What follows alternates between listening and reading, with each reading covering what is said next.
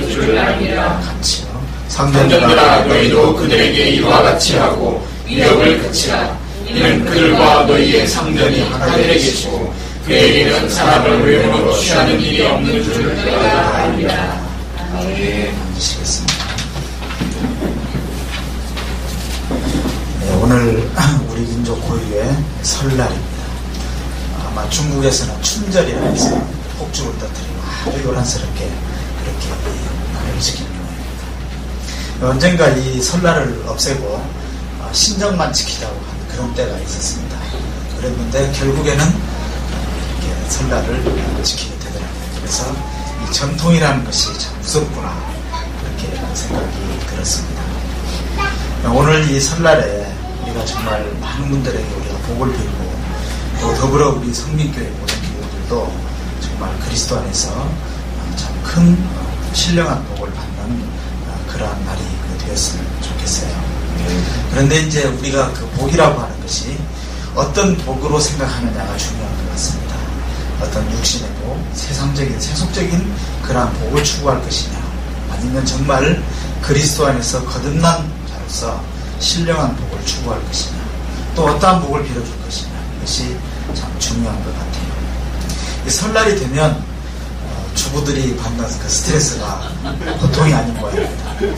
그래서 저는 그 명절을 앞두고서는 병원이 조금 바빠져요. 바빠지는 이유가 뭐냐면 예방주사 맞으러 오시는 거예요. 설날에 이제 일을 많이 해야 되니까 미리 주사를 맞고 보면 별로 아프지도 않은데 기껏 주사를 놔달라고 하는 거예요. 근데 아프지도 않은데 주사를 맞을 필요는 없거든요. 그래서 제가 잘 설득을 해서 되돌려 보냅니다. 물론 눈 딱 감고 딱 주사 놔주고 돈 받으면 되긴 되겠지만 그러나 또 그것이 아니기 때문에 잘 달래서 무리하시지 않도록 그렇게 권유하고 보냅니다. 어떤 분들은 명절이 되면 그냥 병원에 입원을 한다 그래요. 그 정도로 이제 이게 그 스트레스가 참 큰 거죠. 그럼 주부들만 그렇게 스트레스가 크냐? 그렇지 않아요. 그 사이에 낀겨있는 이 남편들의 그 스트레스도 이는 치고랴 저는 치고랴 참 쉽지 않은 그런 줄타기를 해야 되는 그런 애로가 있는 모양입니다. 오늘 말씀은 그 제목을 그리스도 안에서 성경 그 헬라어 원문으로는 엔 그리스도 이렇게 되어 있습니다. 엔 그리스도에 대해서 이 명절에 한번 생각해 보고자 하는 거예요. 여러분은 혹시 어떤 울타리가 있습니까? 여러분에게는 어떤 성벽이 있습니까? 흔히 어떤 도시를 성읍을 이렇게 하게 되면은 성벽을 쌓잖아요. 왜냐하면은 외적이 다가오면 그것을 막기 위해서 그런 겁니다. 만약에 그것이 없다면 얼마나 불안하겠어요. 그렇기 때문에 성벽을 쌓아놓고 그렇게 이제 지키는 것입니다. 얼마 전에 우리가 그 임주연 과장님을 통해서도 그 강의를 들었습니다만은 아이들을 키울 때 어떤 울타리가 필요하다. 무조건 알아서 해라, 알아서 놀아라 이것이 아니고 여기까지는 허용이 된다. 이 안에서만 해라. 이렇게 부모가 울타리를 이렇게 만들어주는 것이 아이들이 불안하지 않게 자라는 그러한 좋은 그런 양육 방법이다라고 하는 것을 배운 적이 있죠. 우리 그리스도인들이 아이들을 양육할 때, 또 우리가 이 세상을 살아갈 때도 어떤 적당한 울타리, 여기는 벗어나서는 안 되는 그게 있다면 참 우리가 그 안에서 참 평안하게 그렇게 살아갈 수 있지 않을까 그렇게 생각이 됩니다. 그런데 이렇게 좋은 명절을 맞이하면서도 왠지 마음이 불안하고 또 사람과 사람 사이에서 어려움이 있고 한 그것이 우리 인간의 이제 한계라고 볼 수 있는데 오늘 이 말씀을 통해서 우리가 어떻게 하면 좀 더 기쁘고 평안하고 행복하게 이런 명절도 보내고 또 명절의 의미도 되새기고 우리가 그리스도인으로서 바로 자리매김을 할 수 있는지를 한번 묵상해 보려고 하는 것입니다. 여러분은 여러분의 울타리가 무엇입니까? 예수 그리스도이십니까? 만약에 정말 여러분의 울타리를 예수 그리스도로 그렇게 모시고 그렇게 사신다면은 정말 여러분들의 삶 가운데는 어떤 평안의 그 샬롬의 어떤 물줄기가 이제 그 시작이 되었다고 볼 수 있겠습니다. 그저 우리가 입으로만 주여 주여가 아니고 입으로만 주님을 그냥 울타리로 가지고 정말 진정한 그런 울타리, 주님을 그런 울타리로 우리가 고백하고 그렇게 섬긴다는 말입니다. 지난번 그 터키 그리스 지역을 여행을 했을 때 그 4대 교회가 있는 데를 갔었습니다. 소아시아 7교회 중에 4대 교회가 있지 않습니까? 근데 그 4대 교회, 우리 박영희 집사님 기억나실지 모르겠는데 4대 교회에 요새가 있어요. 요새가. 말하자면 대구에서 보면 앞산과 같은, 그보다 훨씬 더 이렇게 좋아 보이는 어떤 요새처럼 이렇게 되어 있는 그런 산이 있었습니다. 그래서 그 산 때문에 천의 요새인 거예요. 그래서 거기를 적군들이 침범을 잘 하질 못해요. 그래서 4대 지역은 굉장히 안전하게 그렇게 생활을 했다고 합니다. 그런데 이 성이, 이 요새가 무너졌어요. 어떻게 해서 무너졌냐면 어떤 병사가 거기에서 이제 초병으로 이렇게 근무를 하는데 이 투구가 딱 떨어진 거예요. 투구가 떨어졌는데 얼마 안 있어가지고 다시 그 투구를 쓰고 올라오는 거예요. 그것을 저쪽 적군들이 본 거예요. 아, 저기에 뭔가 어떤 구멍이 있다. 제가 지금 그 요새 어디로 통하는 그런 구멍이 있겠다 해가지고 여기에 이제 밀정을 보낸 겁니다. 밀정을 보내서 그 구멍을 알아냈어요. 그래서 그 구멍을 통해서 들어와가지고 이제 이 4대 지역을 점령했다라고 하는 것입니다. 아무리 천혜의 요새라고 할지라도, 아무리 우리가 만든 그런 울타리 혹은 방벽이 강하다 할지라도 다 허점이 있어요. 그것이 인간의 한계입니다. 그러나 정말 다윗이 고백한 것처럼 주는 나의 요새시여 나의 산성이시라 한 그 고백은 정말 얼마나 그 쫓고 쫓기는 그런 다윗의 그 삶 속에 진정한 성벽이 되고 요새가 되었으면 그렇게 고백을 했겠습니까? 이런 이야기가 있습니다. 그리스 신화에 있는 이야기인데요. 어떤 선원이 이제 배를 타고 항해를 하는 거예요. 하는데 요정들이 나타나가지고 따라다니면서 막 노래를 부르는데 그 노래가 너무나 황홀한 거예요. 그래서 그 노래 소리를 따라서 이렇게 배를 저어서 가다 보면은 그냥 어디 이상한 데 가서 배가 난파해버리고 만나는 겁니다. 그래서 이 선원이 거기에 그 유혹되지 않기 위해서 이 그 돛을 매달은 그 기둥에다가 자기 몸을 묶어놓고 귀를 틀어막고 그 요정의 그 노래 소리를 듣지 않고 보지 않고 거기에 따라가지 않도록 그렇게 해서 무사히 항해를 했다라고 하는 그런 그 이야기가 있습니다. 우리는 이 세상을 살아가면서 까딱 잘못하면 우리를 유혹하는 그런 수많은 노래소리들, 새 속의 그런 그 어떤 그런 그 손짓에 우리는 까딱하면 이렇게 그 넘어지기 쉽습니다. 오늘 이 말씀을 보면 자녀들아 주 안에서 너희 부모에게 순종하라. 여기서 주 안에서라고 그렇게 말씀하고 있습니다. 엔 그리스도입니다. 이 엔 그리스도는요, 우리가 흔히 알기를 어떤 안에서라고만 그렇게 이해하기 쉬운데요. 원래 그 헬라의 그 원어 엔이라고 하는 그 전치사는 여러 가지 복합적인 뜻을 가지고 있다고 합니다. 예를 들면 오늘 이 번역대로 안에서라고 하는 뜻이 있습니다. 또 하나는 때문에라고 하는 뜻이 있다고 합니다. 그러니까 이 말씀을 자녀들아 주님 때문에 너희 부모에게 순종하라 이렇게 읽어볼 수 있는 거예요. 또 하나는 통하여입니다.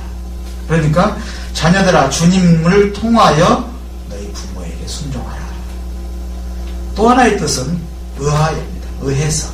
그러니까 자녀들아 주님에 의해서 주님의 능력으로 너희 부모에게 순종하라. 이런 해석이 가능한 것입니다. 그래서 우리가 특히 바울 서신을 읽을 때 바울 서신에 주 안에서 그리스도 안에서 그리스도 예수 안에서 그러한 그 말씀이 무지무지하게 많이 나와요. 무려 166회 나온다고 제가 알고 있는데요. 그 구절을 읽을 때마다 주 안에서라고 읽음과 동시에 때문에, 의해서, 통해서 라고 하는 뜻을 묵상을 하면서 읽어보시면 참 좋겠다고 생각이 됩니다. 그런데 바울 사도는 바울 서신에 보면 수도 없이 주 안에서 그리스도 안에서 이런 엔 그리스도라고 하는 용어를 굉장히 많이 쓰고 있어요. 왜 그러냐면 그냥 상습적인 습관적인 그런 용어가 아니라 바울이 깨달은 하나님의 말씀의 계시의 근본이기 때문에 그런 거예요. 네. 바울은 하나님을 말씀할 때, 예수 그리스도를 말씀할 때, 성령을 말씀할 때, 교회에 대해서 이야기할 때, 인간에 대해서 이야기할 때, 그리고 모든 성도들이 지켜야 될 윤리에 대해서 이야기할 때 전부 주 안에서 엔 그리스도입니다. 네. 우리가 이 점을 잊지 않았으면 좋겠어요. 우리는 어떠합니까? 우리는 어떻게 부모님을 대하고 있습니까? 우리는 어떻게 자녀들을 양육하고 있습니까? 우리는 어떻게 상전들을 대하며 부하들을 대하고 있습니까? 정말 주 안에서 주님 때문에 주님을 의지하면서 주님을 통해서 그렇게 대하고 있나요? 이런 이야기가 있습니다. 어떤 부인이 죽었어요. 근데 옛날에는 지금처럼 그 병원의 장례식장 같은 데서 이렇게 장례식을 하지 않고 집에서 많이 했었어요. 그러니까 아파트 같은 데서도 이렇게 집에서 막 하고 그랬잖아요. 그런데 엘리베이터가 고장이 나가지고 이 관을 이제 그 운구를 하는데 이 계단을 통해서 이제 이렇게 내려오는 거예요. 그러니까 이 관이 여기 부딪히고 저기 부딪히고 아무리 조심을 해도 부딪힌 거예요. 그런데 이 부인이 살아난 거예요. 이리 부딪히고 저리 부딪히고 그 충격에 살아난 거예요. 그래서 다시 그냥 집으로 모셔가지고 있었는데 조금 있다가 죽었어요. 그래서 다시 이제 운구를 하는데 남편이 있잖아요. 자, 내가 지휘할 테니까 절대 벽에 부딪히지 않게. 여기에 계시는 남편분들, 그러시는 분들 아무도 없기를 바랍니다. 미래의 남편 되시는 분 절대로 그러지 않기를 바랍니다. 아멘이 없어요? 근데 어떤 부인이 지갑에 남편의 사진을 다 거의 넣어가지고 다닌대요. 그래서 사진을 다 본다는 거예요. 그걸 보고 남편이 기분이 좋아가지고 당신 내가 그렇게 좋아? 그러니까 이 부인이 뭐라 그랬겠습니까? 이 사진만 보면 모든 스트레스가 다 풀린다고. 그러니까 남편이 너무 좋은 거예요. 내가 그런 존재구나. 그 다음 말이 걸작입니다. 당신처럼 큰 스트레스가 없기 때문에 다른 모든 스트레스가 아니라는 거예요. 그러시는 사모님들 우리 교회에 없기를 바랍니다. 남자분이 아니네. 소위 요즘 그 유행하는 말 중에 뭐 씨월드니 뭐 별의별 말이 다 있는데요. 네? 예를 들면 손자를 보고 그 시댁에서 그럽니다. 이건 다 우리 누구를 닮았다, 누구를 닮았다, 아빠를 닮았다, 할아버지 닮았다, 나를 닮았다. 전부 좋은 것은 시댁 닮았고, 그 다음에 애가 조금 문제가 있는 것은 이건 다 외가 쪽 닮았다, 외할머니 닮았다, 이건 엄마 닮았다. 이런 식으로 말을 해가지고 얼마나 돌이킬 수 없는 상처를 입힙니까? 그렇지 않거든요. 아이들 보면 일견 보기에는 외가를 다 이렇게 닮은 것 같아도 자세히 보면 다 양쪽을 닮았다고요. 그래서 우리가 말을 할 때도 이렇게 겉으로는 시댁을 많이 닮은 것 같은데 아이고 손가락은 엄마 닮았네. 아이고 눈꺼풀은 보면 이거는 외삼촌 닮았네. 이렇게 하면서 우리가 균형을 잘 유지를 해야 돼요. 예. 괜히 그 말 잘못해가지고 말이죠. 특히 얼마나 그 우리나라의 그 남존여비라고 하는 그런 잘못된 문화 때문에 여자분들이 겪는 그 스트레스가 그렇게 큽니까? 예?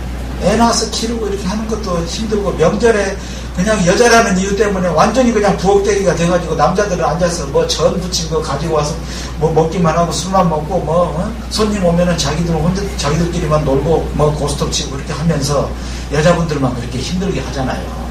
그래서 명절 스트레스에 제일 그 자매님들이 받는 스트레스가 이 불공평한 노동도 힘들어 죽겠는데 불공평하다는 거예요. 그래서 시누이분들은 와가지고 커피 태워달라 뭐 태워달라 뭐 다 그래 하면서 말이죠. 며느리만 막 그냥 죽어나는 거예요. 그러니까 그것 때문에 열받는 스트레스 받는. 우리 그 믿음의 가정들은 제발 그러지 않았으면 좋겠어요. 내가 친정에 가서도 이건 친정이기 때문에 놀고 그냥 나자빠 누워있어야 되겠다 이게 아니고 친정에서도 열심히 이렇게 일도 하고 청소도 해주고 그렇게 하는 것이 좋고요. 네. 며느리만 죽으라고 고생하지 않도록 그렇게 해야 되지 않겠어요? 믿는 집은 뭔가 달라야 되지 않겠어요? 너는 믿는 며느리니까 온갖 희생을 다 해라. 이건 말이 아니잖아요. 그리고 참 그래도 요즘 좋아졌어요. 남자분들이 주방에 들락거리는 것이 이제는 흉이 아닙니다. 오히려 주방에서 더 이리저리 요리도 하고 이렇게 또 소위 말해 자매님을 잘 도와주는 것이 참 아름다운 그런 그 풍속도가 되어가고 있는데, 아직도 보면 내가 남잔데 하면서 괜히 그 쓸데없는 어떤 그런 생각을 가지고 있는 것은 좋지 않다고 생각이 됩니다. 또 하나의 스트레스는 이제 경제적인 그런 부담들. 또 시댁에 갔는데 너는 왜 이렇게 팍상 들고 있냐? 너는 피부가 왜 이러냐? 너는 왜 이렇게 살쪘냐? 하면서 자꾸 외모 지적하고 이런 것들이 이제 큰 또 스트레스라고 하고, 그냥 수많은 손님들이 오는데 그 손님들 다 해야 되고 이런 것들이 힘들다고 합니다.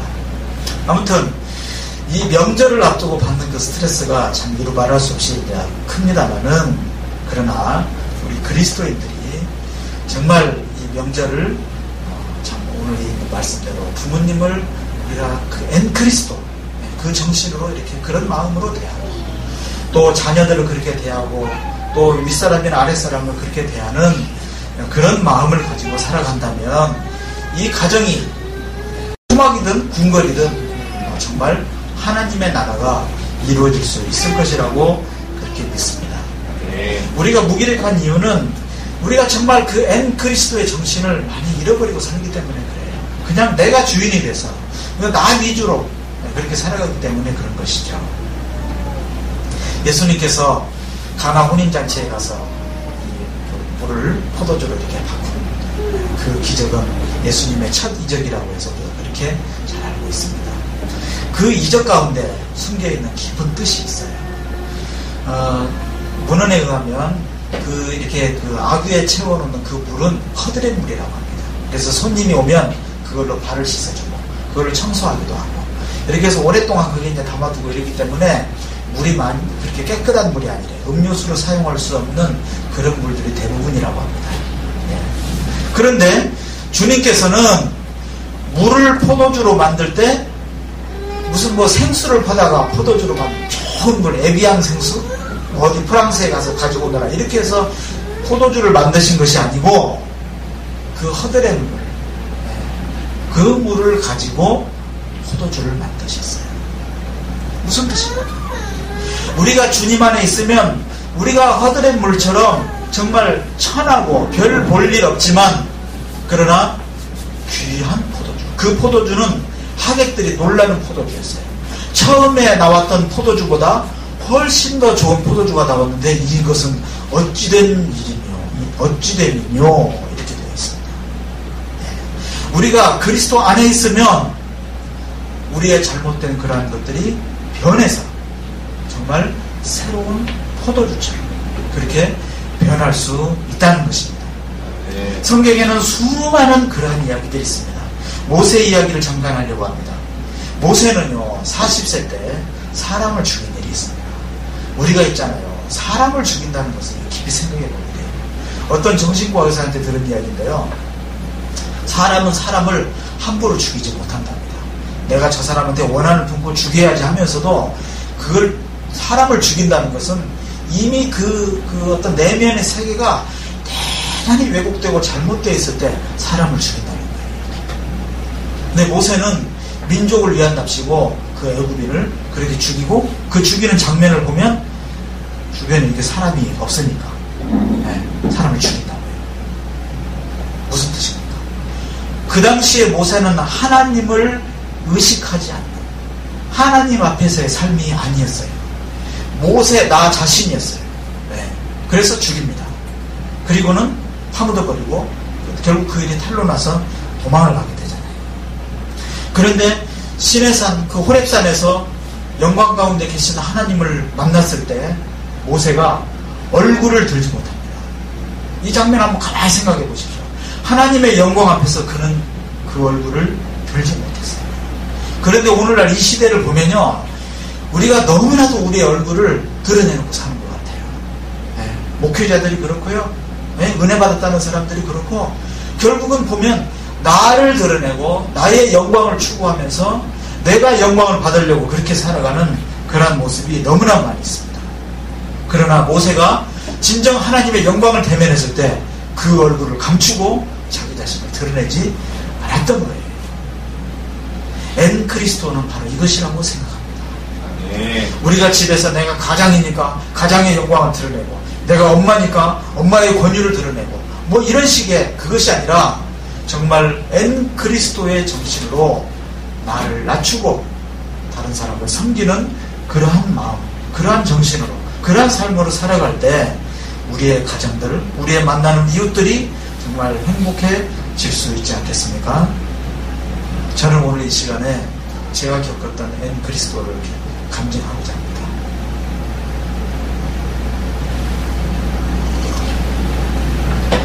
제가 어렸을 때부터 그 위장이 좋지 않아가지고 아주 그 고생을 많이 했습니다.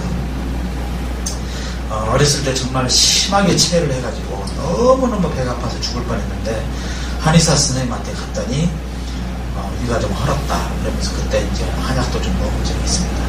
하면 그 후로 뭐 수십 년 동안을 위장이 좋지 않아가지고 일주일에 두세 번씩 배탈이 나고 아무리 약을 써도 낫지 않고, 그래서 이것 때문에 제가 겪은 그 어떤 괴로움은 정말 이루 말할 수 없이 컸습니다. 한 번은 시험을 보다가도 화장실이 급해가지고 도중에 나갔다 와야 된 적이 있습니다. 또 제가 인턴 시절에 신경외과를 도는데 그때 그 신경외과 인턴한테 수여하는 그런 상이 있었어요. 근무를 열심히 하면 이 목에다가 이렇게 그 관을 집어넣는 그런 시술을 인턴한테도 시켰다고요. 그걸 저는 배우고 싶었어요. 근데 인턴 2주를 돌고 끝나갈 무렵에 저한테 그런 기회가 왔어요. 신경외과 과장님이 닥터 김, 자, 한번 해봐 하면서 칼을 딱 주더라고요. 그래서 너무나 좋은 기회, 이제 드디어 단칼에 이제 한번 하려고 이제 준비를 했는데 화장실에서 오라고 연락이 온 거예요. 그래, 그거 못했어요. 수술실에서 이게 그 인턴 때 조수를 이렇게 저기 하다가 그것 때문에 그냥 바깥으로 나와야 되는 일이 한두 번이 아니었어요. 한 번은 제가 경북의대 CMF 크리스천 메디컬 펠로우십에 거기에 협동간사를 했을 때 설교를 하러 가는 도중이었습니다. 가는데 또 화장실에서 오라고 신호가 온 거예요. 화장실이 있나요? 동인동 어디 길바닥에서 그냥 해결했어요. 옷 다 버리고요. 네. 정말 그날 설교하러 못 갔어요. 네. 학생들이 기도하면서 기다리는데 결국 못 갔어요. 제 아내가 차를 가지고 와서 저를 실어다가 그 길로 병원에 입원해가지고 뭐 검사도 하고 뭐 했지만은 별 큰 이상은 없는데 늘 그런 거예요.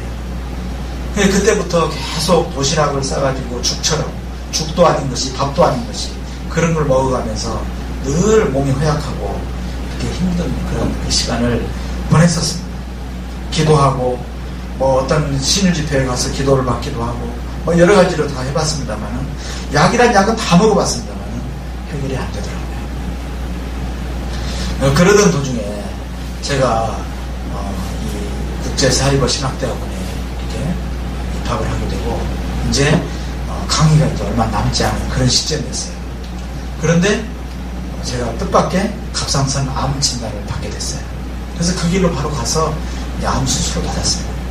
수술을 받고 집에 와서 이제 첫 강의를 이렇게 듣는데 너무 마음이 기쁜 거예요.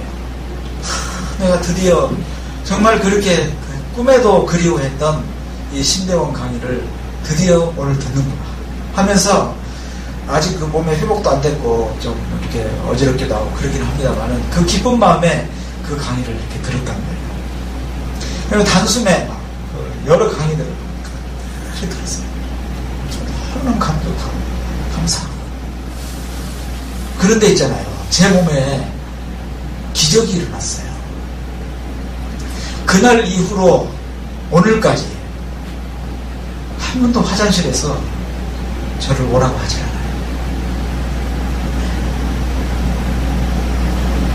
오늘도 제가 우유와 뭐 고구마 이런 것들을 먹으면서 옛날에는 엄두를 못 냈어요.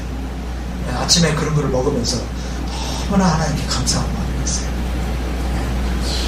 제가요 웬만하면 이 간증을 안 하려고 했는데요, 하는 이유는 뭐냐면 검증이 되기 때문에 제가 이 왜 위장이 이렇게 좋아졌는지 알고 싶어서 제 갑상선 주치의한테 가서 물어봤어요. 그분은 아주 세계적인 갑상선 전문이에요. 그런데 자기도 모르겠다는 거예요. 의학적으로 설명이 안 된다는 거예요. 저도 의사잖아요. 여러 문헌들을 찾아봐도 답이 없어요. 오히려 갑상선 수술 받고 나서 위장이 좋지 않아가지고 더 고생하는 사람들 이야기는 많이 있어요. 그런데 저는 갑상선 수술과 관계없이 아마도 이 신대원 공부하면서 정말 하나님의 그 말씀의 감격, 이 말씀을 이제는 정말 처음부터 끝까지 한번 제대로 체계적으로 공부하면서 이 계시의 말씀을 연구하고 이렇게 내 것으로 만들 수 있다는 어떤 그런 기쁨이, 그게 성령의 은혜로 저에게 이런 치유의 역사가 있었던 것 같습니다.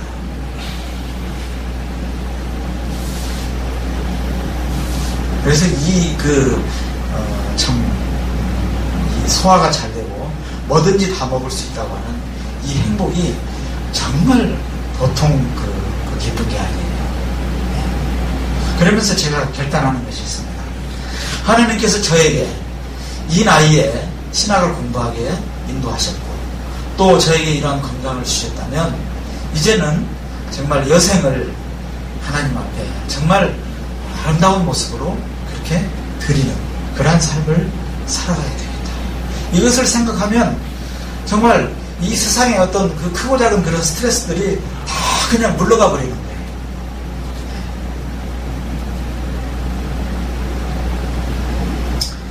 우리가 그리스도 안에 있다면 어떻게 되겠습니까? 여러분들의 그러한 삶의 어떤 부분에서 작은 그런 이적들이, 작은 그런 표적들이 분명히 나타나리라고 믿습니다. 우리는요, 우리가 그리스도 안에 있다면 좀 더 달라져야 돼요. 제가 지난 금요일 날 말씀을 전하면서 변화에 대해서 말씀을 드렸어요.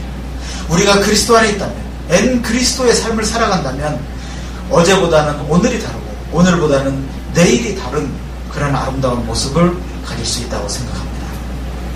우리는 좀 더 상대방을 더 이해하게 될 거예요. 상대방을 더 배려하고 상대방의 어떤 아픔에 대해서 공감하게 되는 그러한 삶을 살아갈 수 있게 될 거예요. 그런데 이것이 엔 그리스도가 아니고 반대일 경우에는 공감보다는요 설교가 앞서요.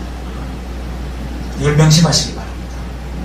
우리가 정말 그리스도 안에 있으면, 엔 그리스도라면은 어떤 사람이 울고 어떤 사람이 힘들어하고 화를 내고 하면 그걸 공감하고 그 감정을 이해해주고 그러면서 거기에 접근해서 치유의 어떤 그런 역사가 일어나도록 도움의 역할을 할 수 있을 것입니다. 그런데 그것이 아닐 경우에는 설교부터 하는 거예요. 너 왜 화내? 너 왜 울고 있어?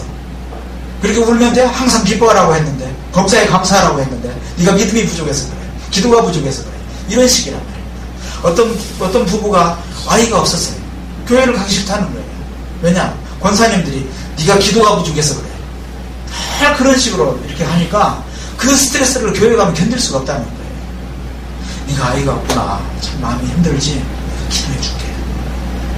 하나님께서 무슨 뜻을 가지고 계시는지 우리가 알 수 없지 않니? 이렇게 하면서 위로해 줄 수 없나요? 자녀가 좀 잘못하면 네가 지금 많이 화났구나, 뭐 때문에 그렇지? 나하고 좀 같이 이야기할 수 없을까? 그렇게 하지 않아요. 우선 저부터도 하나님은 못 써. 설교부터 나가는 거예요. 우리 자신을 한번 진단해 봅시다. 여러분은 공감이 먼저입니까? 설교가 먼저입니까? 또한 우리의 언행심사, 우리의 말로서 상처가 되는 말을 하지 않을 것입니다. 우리는요, 딱 잘못하면 우리의 말로, 우리의 언행심사로 상처를 주기 십상이에요. 부모님에게도 같은 말이라도 우리가 좀 더 공손하게, 겸손하게 그렇게 말할 수 있겠습니까? 또한 상대방에게 책망보다는 위로와 칭찬을 하게 될 것입니다. 사실 이렇게 꾸지람하고 비난하고 정죄하고 하는 것은 쉬워요. 저도 사실 그런 습관이 있어요. 제가 일생 동안 했잖아요. 이제 의사로서 이렇게 하다 보니까 문제가 뭔지 그것부터 이제 발견한단 말이에요. 어디가 아픕니까? 이것부터 이제 묻기 시작하니까 항상 사물을 볼 때도 뭐가 문제인지 이것부터 이제 보는 그런 잘못된 습관이 좀 있어요. 책망보다는 위로하고 칭찬하고 하는 그러한 삶을 살게 될 것입니다. 또한 우리가 정말 엔 그리스도의 삶을 살아간다면 상대방에게 더 감사하는 마음을 가지게 될 것입니다. 제가 어떤 글을 보면서 이건 이미 말씀을 드린 바가 있습니다만은 놀라운 이야기를 읽은 적이 있어요. 어떤 사람이 억지로라도 감사하는 조건을 매일매일 찾아가면서 100가지를 찾으려고 노력을 하다 보니까 그 한 50가지 정도가 넘어갈 때 그 사람이 변해가지고 그 회사에 왕따 당하던 사람이 아주 회사에서 굉장히 인정받는 사람이 되었다는 것입니다. 우리 이것을 생활합시다. 억지로라도 감사. 정말 쥐어 짜서라도 머리에 쥐가 나더라도 감사할 조건을 찾아서 그렇게 합니다. 그렇게 하면 분명히 거기에는 하나님의 역사하심이 있다고 하는 것입니다. 3절 말씀에 보면 우리가 부모님을 공경할 때 땅에서 장수하리라는 말씀이 있습니다. 이 말씀은 어떻게 해석해야 할까요? 무조건 무병장수한다는 뜻은 아닙니다. 이 말씀의 원래의 뜻은 이스라엘 백성들이 십계명을 받을 때 부모에게 잘하면 너희가 들어갈 그 땅에서 사는 그 삶이 길 것이다. 이렇게 약속한 말씀입니다. 다시 우리가 신약이라고 하는 거울을 통해서 이 말씀을 해석한다면 우리가 영생의 삶을 살게 된다고 하는 그 깊은 뜻이 있습니다. 우리가 주님을 믿으면 영생합니다. 그렇죠? 뒤집어서 우리가 부모님께 올바로 대할 때, 부모님을 바로 공경할 때 우리가 영생의 삶에 다가갈 수가 있는 것입니다. 그것이 구원의 조건이라는 뜻이 아닙니다. 주님을 영접한 사람은 당연히 부모님에게도 잘하게 된다고 하는 그러한 깊은 뜻이 있는 것입니다. 오늘날 이 시대는요, 부모님 알기를 아주 우습게 하는 그런 시대가 됐어요. 우리는 그러지 맙시다. 살아계신 부모님 살아계실 때 더 잘해드리고, 돌아가신 부모님, 그 부모님이 우리에게 남겨주신 것들을 기억하면서 감사하는 그러한 삶을 살아가야 하지 않겠습니까? 이것이 근본이 될 때 이것을 우리의 자녀들이 본받습니다. 이것이 근본이 될 때 우리가 사회생활을 할 때도 윗사람들에게나 아랫사람에게나 올바로 대할 수가 있는 것입니다. 바울사도는 이렇게 가르쳤습니다. 눈에 보이는 부모님께 잘하지 못하는 자가 어떻게 하나님의 교회를 돌보겠느냐, 어떻게 보이지 않는 하나님을 섬길 수 있겠느냐. 하나님의 말씀은요, 동떨어진 것이 아니에요. 우리 주변의 사람들에게 바로 이분이 예수 그리스도의 모상이다, 이렇게 생각하면서 섬길 때 그러한 섬김이 바로 보이지 않는 하나님을 섬기는 것과 마찬가지로 연결이 된다고 하는 것입니다. 저는 후회하는 것이요, 왜 신학을 좀 더 빨리 공부하지 않았을까? 이 ICS가 왜 좀 더 빨리 생기지, 왜 이렇게 늦게 생겨가지고, 제가 만일에 좀 더 신학 공부를 더 빨리 했고 또 하나님의 말씀을 이렇게 더 깊이 공부하는 어떤 기회가 빨리 왔더라면 돌아가신 부모님께도 더 훨씬 더 잘해드렸을 텐데 하는 그런 아쉬움이 있습니다. 저는 이제 장모님이 한 분 계셔요. 많이 이제 나이도 드셨고 이제 언제 하나님 품에 돌아가실지 알 수가 없는 그런 점이라면은 어떻게든지 정말 참 마음을 다해서 최선을 다해서 그 어머님께 정말 잘 해드리고 싶은 그런 마음이 있습니다. 여러분들도 이 설명절에 뭐 이것저것 스트레스도 좀 받으시고 하겠지만 화끈하게 살아계신 부모님께 잘 해드리고 손도 잡아드리고 주물러드리기도 하고 좀 안아드리기도 하고 그런 이벤트를 좀 한번 해보세요. 그리고 자녀들에게도 세배받고 세뱃돈만 주고 끝내지 마시고 정말 안아주시기도 하고 볼을 비벼주시기도 하고 그렇게 함으로써 여러분들이 존재함으로 인해서 여러분들의 가정이, 여러분들의 사회가 정말 복받는 그러한 은혜의 명절이 될 수 있기를 주님의 이름으로 부탁드립니다. 기도하겠습니다.